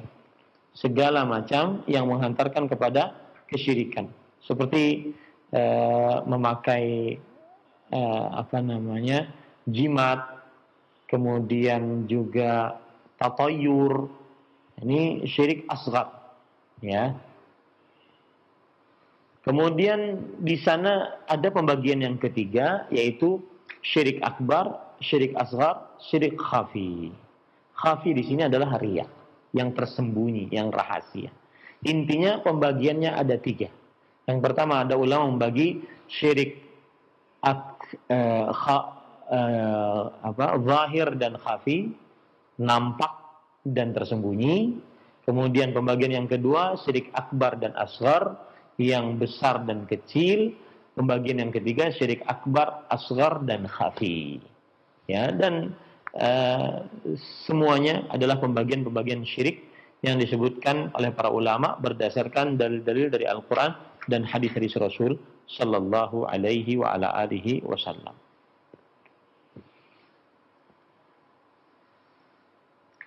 Nah, ya cukup kiranya. Alhamdulillah pas jam 9.30 kita masuk kepada sesi pertanyaan. Saya kembalikan acara kepada Akhi Ari Hafizahullahu Ta'ala. Nah, Barakallahu fikum wa jazakallahu khairan. Terima kasih Ustadz atas kesempatan yang sangat bermanfaat ini untuk bisa menyimak kembali bimbingan dan pelajaran dari penyampaian yang sangat bermanfaat dari pertemuan ketiga ini bersama Ustadz Ahmad Zainuddin Al-Sih Hafizahullah Ta'ala. Semoga menjadi tambahan ilmu untuk kita semuanya. Silakan yang ingin bertanya seputar pembahasan, kami tunggu. Silakan. Telepon yang pertama. Halo. Halo, Assalamualaikum. Waalaikumsalam warahmatullahi wabarakatuh. Firliana ya ini? Ya. Silakan pertanyaannya. Assalamualaikum Ustaz. Ya. Iya. Ini Ustaz, Anda mau tanya, kalau kirim doa kepada orang yang meninggal, yang tidak mengerjakan sholat itu sampai enggak pahalanya Ustaz? Itu mohon penjelasan Ustaz. Baik. Jazakallahu khairan. Assalamualaikum warahmatullahi wabarakatuh. Waalaikumsalam warahmatullahi. Silakan Ustaz. Bismillah, walhamdulillah, wassalatu wassalamu ala rasulillah wa ala alihi wa sahbihi wa man walah. Yang terdengar dari pertanyaannya adalah apabila ada orang yang beribadah akan tetapi tidak mengerjakan sholat, apakah sampai pahalanya atau tidak? Maka jawabannya, yang tidak sholat sama sekali, para ulama bersepakat bahwa dia kafir, keluar dari agama Islam, dan amalannya tertolak, yang tidak sholat sama sekali. Dan ini sesuai dengan ijma' para sahabat. Sebagaimana dikatakan oleh seorang tabi'i, bahwa kanu la yarawna syai'an minal a'mali tarkuhu kufrun ghairas salah. Mereka tidak melihat atau tidak berpendapat, yaitu para sahabat tidak berpendapat bahwa ada amalan yang apabila ditinggalkan menyebabkan kepada kekufuran kecuali sholat. Nah, orang yang kafir tidak diterima sholatnya. Orang yang kafir tidak diterima amal ibadahnya. Dalil yang menunjukkan bahwasanya orang yang meninggalkan sholat sama sekali adalah kafir, yaitu dan keluar dari agama Islam. Hadis riwayat Imam Muslim. Rasulullah sallallahu alaihi wasallam bersabda, "Bainar rajuli wasyirki wal kufri tarkus salah." Jarak antara seseorang dengan kesyirikan, dengan kekufuran adalah saya ulangi, jarak antara seseorang dengan kesyirikan kufur adalah perihal sholat. Ya, kalau seandainya dia meninggalkan sholat, maka tidak ada jarak lagi antara dia dengan kesyirikan dan kekufuran. Kemudian dalam hadis riwayat Imam Tirmidzi, Rasulullah SAW bersabda, "Al-ahdulladzi bainana wa bainahumus shalah, faman tarakaha faqad kafar." Perjanjian antara kami orang muslim dengan mereka orang kafir adalah perihal salat. Siapa yang meninggalkan salat, maka sungguh dia telah kafir. Jadi yang tidak salat kafir, keluar dari agama Islam, dan menurut pendapat yang lebih kuat tidak sah amal ibadahnya. Adapun yang terkadang sholat, yang terkadang tidak sholat, maka ini khilaf di antara para ulama. Ada yang mengatakan bahwa dia tetap kafir, dan ini pendapat salah satu riwayat dari mazhab Imam Ahmad, dan ada yang mengatakan dia tidak kafir. Berarti amalannya sah, tetapi dia melakukan dosa besar. Ya, amal ibadah selainnya sah, tapi dia melakukan dosa besar, yaitu meninggalkan sholat. Wallahu a'lam. Nah. Barakallahu fikum wa jazakallahu khairan. Terima kasih Ustadz atas jawabannya. Berikutnya kami berikan kesempatan kembali, silahkan. Halo. Halo. Halo, assalamualaikum. Waalaikumsalam warahmatullahi wabarakatuh. Bapak dengan siapa ini? Di mana? Dengan Bapak Agustin di Maluku Utara. Silakan Pak Agustin, pertanyaannya langsung saja.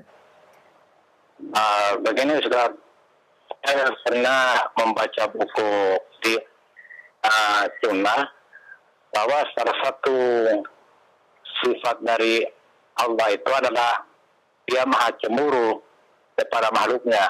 Saya tanyakan, cemburunya Allah kepada hambanya itu seperti apa kira-kira Ustaz? Begitu. Baik. Terima kasih. Khairan katsiran. Barakallahu fiik. Wassalamualaikum warahmatullahi wabarakatuh. Waalaikumsalam warahmatullahi wabarakatuh. Silakan Ustaz.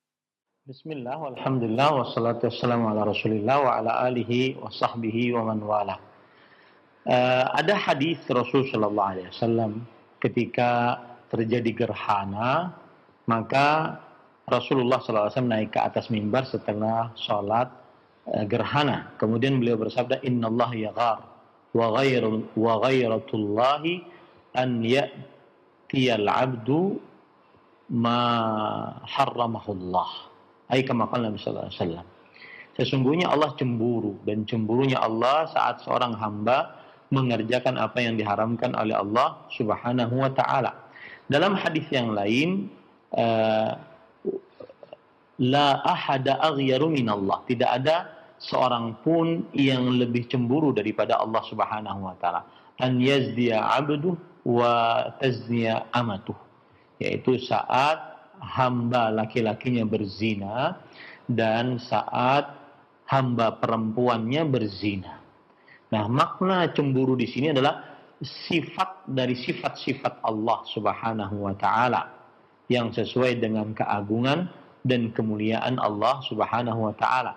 Kita paham bahwa makna cemburu adalah perasaan yang timbul akibat sesuatu karena kita tidak senang, karena ketidaksenangan. Perasaan yang timbul akibat sesuatu karena ketidaksenangan. Nah, makna cemburu kita paham. Tetapi bagaimana cemburunya Allah, maka kita tidak tahu. Yang jelas kita menetapkan bahwa Allah Subhanahu wa taala mempunyai sifat cemburu sebagaimana yang ditetapkan oleh Rasulullah SAW melalui lisan beliau. Maka tugas kita adalah mengimani Allah Subhanahu wa taala cemburu, ya. Sedangkan tugas menanyakan bagaimana Allah cemburu, maka ini bukan tugas kita. Kita cukup mengimani bahwa Allah cemburu dan makna cemburu kita paham, dan Allah cemburu sesuai dengan keagungan dan kemuliaan Allah Subhanahu wa taala. Cemburunya Allah tidak boleh dimisalkan dengan cemburunya makhluk, tidak boleh ditanyakan bagaimana cemburunya Allah, dan tidak boleh ditahrif, dirubah makna dan lafal cemburunya Allah, dan tidak boleh ditiadakan sifat cemburunya Allah Subhanahu wa taala. Kita mengimani Allah Subhanahu wa taala Maha cemburu saat hambanya mengerjakan hal-hal yang diharamkan, terutama perbuatan zina, dan kecemburuan Allah sesuai dengan keagungan, kemuliaan Allah Subhanahu wa taala, tidak semisal dengan cemburu makhluk. Tidak boleh kita menanyakan bagaimana cemburunya Allah, tidak boleh kita merubah makna dan lafaz cemburunya Allah, dan tidak boleh kita meniadakan sifat cemburunya Allah, karena sifat tersebut telah ditetapkan melalui wahyu Allah Subhanahu wa taala dari lisan Rasulullah sallallahu alaihi wasallam. Wallahu a'lam. Nah, Ustaz, barakallahu fikum wa jazakallahu khairan. Terima kasih atas jawabannya. Berikut kami akan beralih ke pesan singkat. Ada Bapak Tio di Lampung yang bertanya, Ustadz, bagaimanakah tentang keyakinan bahwasanya ada sebagian manusia yang ikut menjaga bumi? Apakah itu termasuk dari kesyirikan? Menurut mereka adalah wali-wali Allah yang turut menjaga bumi ini. Silakan Ustaz. Alhamdulillah, wassalatu wassalamu ala Rasulillah. Keyakinan ini adalah keyakinan kesyirikan, karena bertentangan dengan ayat-ayat Al-Quran dan hadis-hadis Rasulullah SAW. Ayat yang paling mudah diantaranya, Alhamdulillahi Rabbil Alamin. Segala puji bagi Allah, Tuhan, Rabb semesta alam. Rabb artinya yang maha pencipta, maha pengatur, maha berkuasa. Ya. Kemudian juga ayat-ayat yang menunjukkan bahwa Allah Subhanahu wa taala mencipta segala sesuatu. Allahu khaliqu kullu syai. Allah maha pencipta segala sesuatu. Kemudian Allah Subhanahu wa taala juga menyebutkan bahwa segala sesuatu pengaturannya di tangan Allah. Ala lahul khalqu wal amr. Ketahuilah, hanya milik Allah penciptaan dan pengaturan segala sesuatu. Biyadihil mulk, di tangannya kekuasaan. Ini semua ayat bertentangan dengan keyakinan bahwa ada makhluk-makhluk yang mengatur, mencipta, ada wali-wali kutub yang mengatur kutub selatan, kutub utara, kutub barat, kutub timur. Bertentangan dengan ayat-ayat Al-Quran.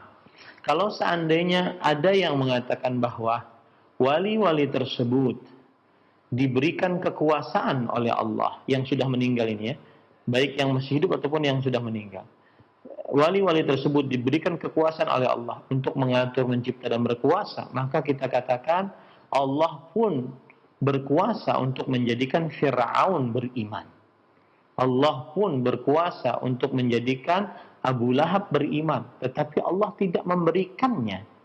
Maka begitu juga belum ada dalil yang menunjukkan bahwasanya Allah Subhanahu wa taala memberikan kekuasaan pengaturan kepada orang-orang makhluk-makhluk Allah Subhanahu wa taala, kecuali yang sudah disebutkan oleh Allah seperti para malaikat mempunyai tugas-tugas khusus. Adapun makhluk-makhluk dari manusia dan mereka orang-orang saleh diberikan tugas khusus untuk mengatur, mencipta, berkuasa, menyelamatkan, memberikan manfaat, menahan mudarat, menyembuhkan. Ya, maka ini belum ada dalil. Jika ada dalil yang khusus, maka kita percaya itu. Tetapi tidak ada dalil yang khusus akan hal ini. Wallahu a'lam. Na'am.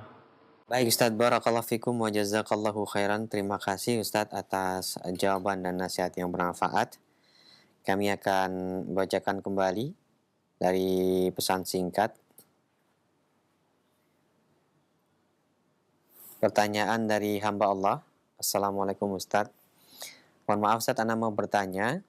Jika ada orang yang awalnya tidak Islam, kemudian masuk Islam, kemudian murtad lagi. Qadarallah orang tersebut sakit dan 2 hari menjelang wafatnya dia kembali mengikrarkan masuk Islam. Akan tetapi tidak sholat hingga meninggalnya. Karena setelah masuk Islam dia sakitnya semakin parah. Apakah doa kita untuknya sampai kepada Allah Ta'ala atau tidak Ustadz? Silahkan. Bismillah, walhamdulillah, wassalatu wassalamu ala rasulillah wa ala alihi wa sahbihi man wala. Adapun orang yang masuk ke dalam agama Islam setelah dia murtad, maka asalkan dia benar-benar bertaubat dari kemurtadannya, maka Allah Subhanahu wa taala menghapuskan dosa-dosa kemurtadannya. Illa man taba wa amana wa amila amalan salihan fa ulaika yubaddilullahu sayyi'atihim hasanat. Dalam surah Al-Furqan disebutkan, kecuali orang yang bertaubat, beriman dan beramal saleh, maka merekalah orang-orang yang Allah Subhanahu wa taala gantikan dosa-dosa mereka dengan kesalahan. Baik, kemudian setelah dia masuk Islam, kemudian dia sakit, ya, masuk Islam kembali, kemudian dia sakit dan tidak pernah sholat. Maka jawabannya, maka pertanyaannya, apakah doa-doa kita sampai kepada orang tersebut? Dia sakit, tidak pernah sholat sampai dia meninggal. Maka jawabannya, kalau seandainya di saat dia sakit tersebut dia memang tidak sanggup untuk sholat karena sakitnya sakit kehilangan akal, ya, maka pada saat itu dimaklumi dia sakit dan tidak sholat.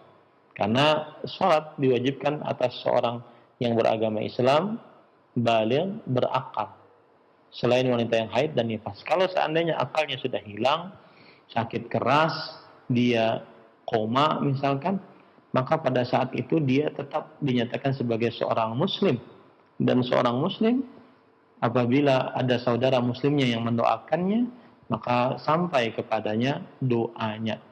Tapi kalau seandainya dia tidak sholat, ya, karena sakitnya, padahal dia masih sadar, maka wallahu alam, semoga kita masih boleh untuk mendoakannya, ya, dan semoga doanya tetap sampai karena dia sudah masuk dalam agama Islam kembali setelah dia murtad. Allah Subhanahu wa taala berfirman dalam surah An-Nisa, innal ladzina amanu thumma kafaru thumma amanu thumma kafaru thumma izdadu kufran lam yakunillahu liyaghfir lahum wa la liyahdiyahum sabila.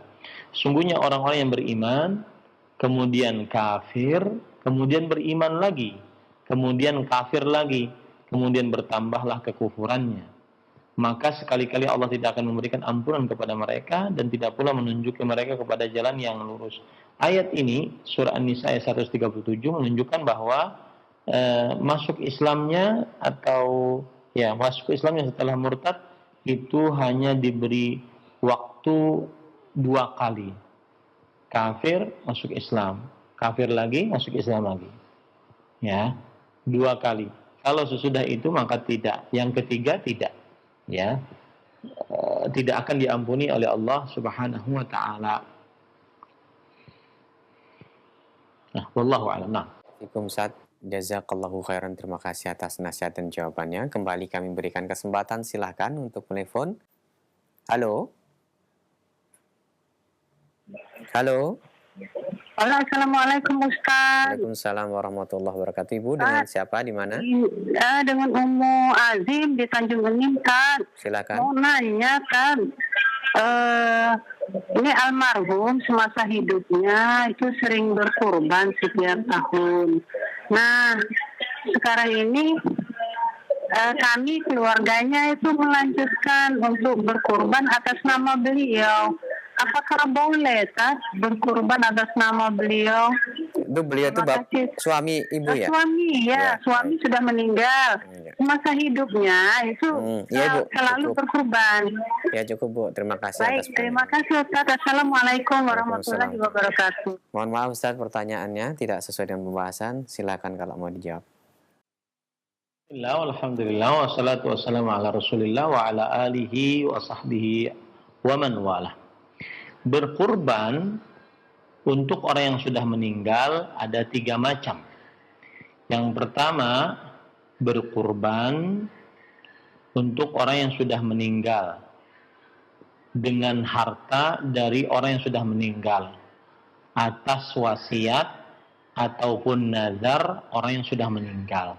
Maka ini disyariatkan. Jadi kalau seandainya sebelum meninggal dia mengatakan kepada anaknya, "Nak, ini hartaku, tolong kalau saya sudah meninggal belikan kurban." Kemudian meninggallah dia. Maka anaknya melaksanakan wasiat tersebut. Maka ini boleh disyariatkan. Kemudian yang kedua, sama dengan nazar juga begitu. Nazar, seorang bernazar untuk berkurban, kemudian dia keburu meninggal sebelum menunaikan nazarnya, dan nazar adalah hutang. Maka pada saat itu dia wali-walinya ataupun keluarganya melaksanakan hutangnya tersebut dengan cara membelikan hewan kurban, baik itu dari hartanya ataupun dari harta si keluarganya, ya. Kemudian diniatkan untuk orang yang berkurban, orang yang meninggal tadi. Ini diperbolehkan karena itu nazar, dan nazar adalah hutang. Fadainullah ahaqqu an tuqda, dan hutang terhadap Allah paling berhak untuk ditunaikan.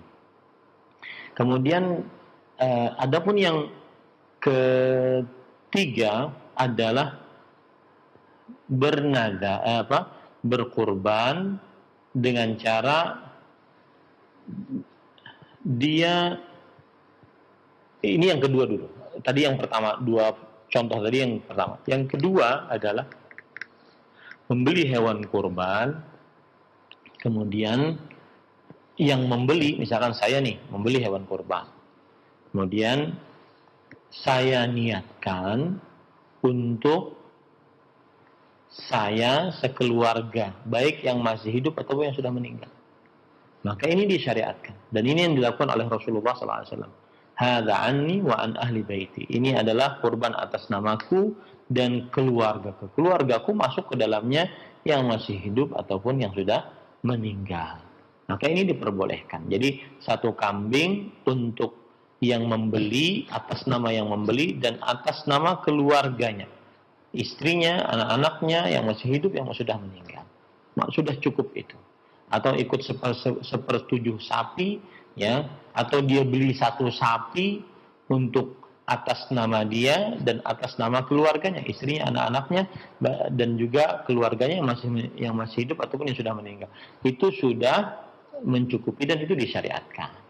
Nah, itu yang dilakukan oleh Rasulullah SAW. Yang ketiga adalah membeli hewan kurban, kemudian diniatkan hewan kurban ini atas nama orang yang sudah meninggal, baik itu suaminya, baik itu istrinya, baik itu anaknya, ataupun bapaknya, ibunya, kakeknya, neneknya. Jadi setiap tahun beda-beda itu, ya. Dia beli hewan kurban atas nama diri sendirinya juga, tapi dia beli hewan yang lain atas nama keluarganya yang sudah meninggal. Ini belum disyariatkan, dan perbuatan ini tidak nyunnah.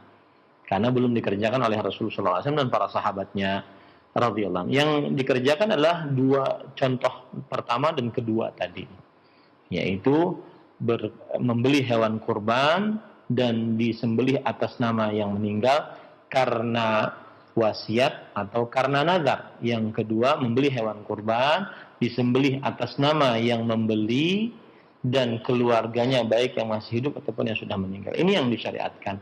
Adapun yang ketiga, membeli hewan kurban kemudian diniatkan untuk orang yang sudah meninggal saja, dan ini hewan kurban berbeda dengan orang yang masih hidup, maka ini belum disyariatkan. Wallahu a'lam. Nah. Barakallahu fikum wa jazakallahu khairan. Terima kasih atas jawaban dan nasihatnya. Nampaknya waktu juga yang akan memisahkan kita di kesempatan pagi hari ini. Sebelum kami akhiri, mohon Ustadz memberikan ihtitam. Fadhal ya Ustadz. Bismillah, walhamdulillah, wassalatu wassalamu ala rasulillah, wa ala alihi wa sahbihi wa man wala. Ahibati, hafizakumullahu ta'ala, sebagaimana kebiasaan kita, sebelum kita akhiri kajian ini, maka saya akan mengulang yang sudah kita sampaikan secara ringkas. Yang pertama, kita sudah mempelajari makna kitab. Kitab artinya adalah kumpulan.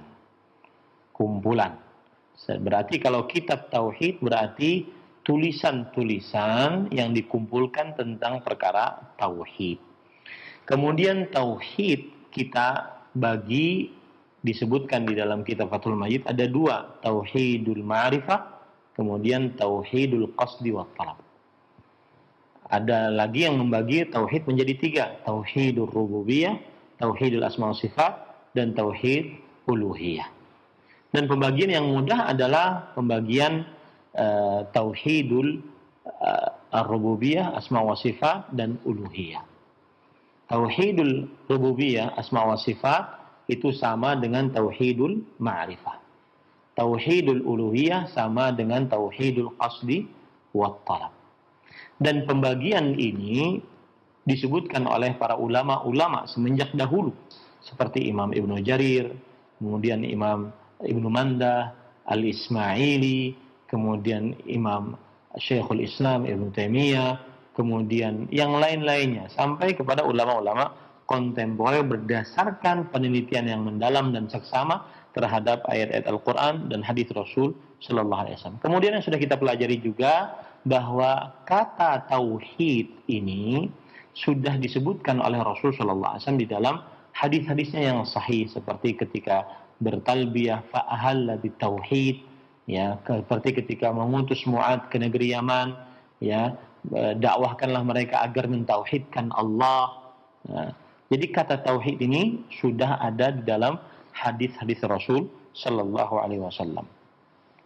Kemudian yang sudah kita pelajari juga adalah bahwa tauhid yang menjadi puncak tauhid, kemudian sumber tauhid yang membedakan antara Islam dengan kafir, musyrik, yang dibawa oleh para rasul, yang diturunkan melalui kitab-kitab suci, itu adalah tauhidul ibadah atau tauhidul uluhiyah atau tauhidul qasdi wa talab. Itu sama nama-namanya. Nah, kemudian belum dinyatakan sebagai ahli tauhid, sebagai hamba Allah yang beribadah hanya kepada Allah, apabila dia hanya meyakini bahwa Allah satu-satunya maha pencipta, pengatur, dan berkuasa. Sampai di situ saja belum dikatakan sebagai ahli tauhid, belum dikatakan sebagai orang yang keluar dari kesyirikan. Ya, karena orang-orang musyrik Arab, mereka meyakini Allah maha pencipta, Allah maha pengatur, Allah maha berkuasa. Nah, ini yang patut sangat diperhatikan. Kemudian juga para ikhwan yang dirahmati oleh Allah Subhanahu wa taala, yang sudah kita pelajari juga adalah pembagian syirik. Karena kebalikan tauhid adalah kesyirikan. Syirik dibagi oleh para ulama menjadi 3 pembagian. Yang pertama, ada yang membaginya menjadi syirik zahir dengan syirik khafi. Syirik yang nampak dengan syirik yang tersembunyi. Syirik yang nampak seperti beribadah kepada selain Allah, yang menyembelih untuk selain Allah, sujud untuk selain Allah, kemudian bersumpah dengan sumpah selain Allah, syirik yang lahir, yang nampak gitu ya. Kemudian syirik yang khafi, ada syirik yang tersembunyi seperti riya, seperti juga syiriknya orang-orang munafik yang mana tersembunyi di dalam hatinya. Ini pembagian yang pertama, syirik lahir yang nampak dan syirik khafi yang tersembunyi. Pembagian yang kedua, syirik akbar dan syirik asghar, yaitu syirik akbar yang mengeluarkan dari agama Islam dan syirik asghar yang merupakan sarana kepada syirik akbar. Ya, merupakan sarana pada syirik akbar tapi tidak mengeluarkan dari agama Islam. Contoh syirik akbar, memalingkan jenis ibadah kepada selain Allah, salat untuk selain Allah, kemudian sujud untuk selain Allah, berdoa kepada selain Allah, beristighatsah kepada selain Allah, menyembelih untuk selain Allah. Ini semua syirik-syirik akbar. Ya. Kemudian syirik asghar diantaranya riya. Ya. Kemudian juga diantaranya adalah bersumpah dengan nama selain Allah, memakai jimat. Ini syirik asghar. Kemudian merasa bernasib sial dengan sesuatu yang dilihat ataupun yang didengar. Ini syirik asghar. Nah, pembagian yang ketiga menjadi syirik akbar, syirik asghar, syirik khafi. Syirik akbar dan asghar sudah kita ketahui. Syirik khafi di sini apa? Syirik tersembunyi, seperti riya yang ringan, riya yang tersembunyi, ya. Sebagaimana disebutkan oleh Rasul sallallahu alaihi wasallam bahwa akhwafu ma akhafu alaikum syirkul asghar. Aku yang paling aku takutkan kepada kalian adalah syirik asghar atau asyirkul khafi atau syirik yang tersembunyi. Syirik yang tersembunyi adalah yang ada di dalam hati, yaitu kayasir ya, seperti ringan riya yang ringan, bukan yang berat seperti orang-orang munafik. Nah, ini ringkasan yang sudah kita pelajari pada kesempatan kali ini. Wa sallallahu nabiyana Muhammad walhamdulillahirabbil alamin. Wassalamualaikum warahmatullahi wabarakatuh.